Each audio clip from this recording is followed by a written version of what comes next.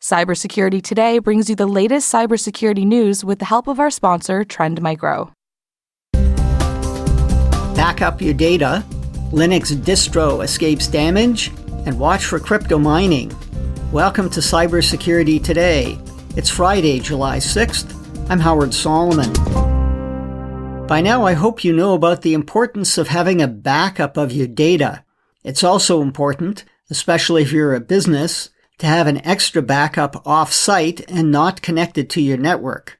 An Australian digital marketing and web provider found that out the hard way last week when it was victimized by an attacker. Not only did the hacker infiltrate its server and destroy most of the prime data, leaving many customers without their websites, it also erased the backup because it was linked to the network. This attack also illustrated a cunning technique used by the hacker: distraction. The attack started by flooding the company's website with what is called a distributed denial of service attack. While an IT staffer was distracted putting out that fire, the attacker slipped into the system.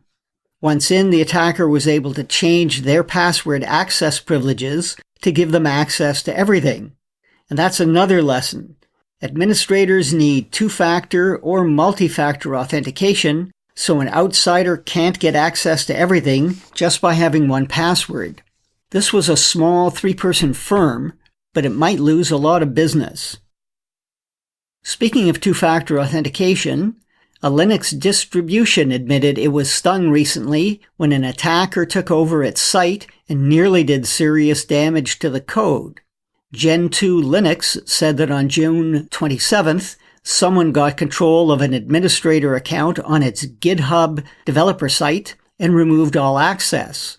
The attack could have been stopped if administrators had to use two-factor authentication, which is a second way of verifying the identity of a user beyond the standard username and password. By the way, there was also a backup problem. This incident could have been worse. Finally, 2 major security companies are reminding people that criminals are increasingly planting malware on computers to steal processing power to mine digital currencies. In recent reports, Kaspersky and McAfee have noted the trend, sometimes called cryptojacking. McAfee said in the first quarter of this year, cryptojacking leapt to more than 2.9 million known samples, up from around 400,000 total known samples in the last quarter of 2017.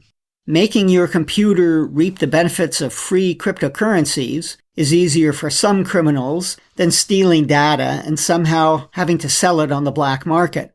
Kaspersky notes there are several ways you'll know you've been hit.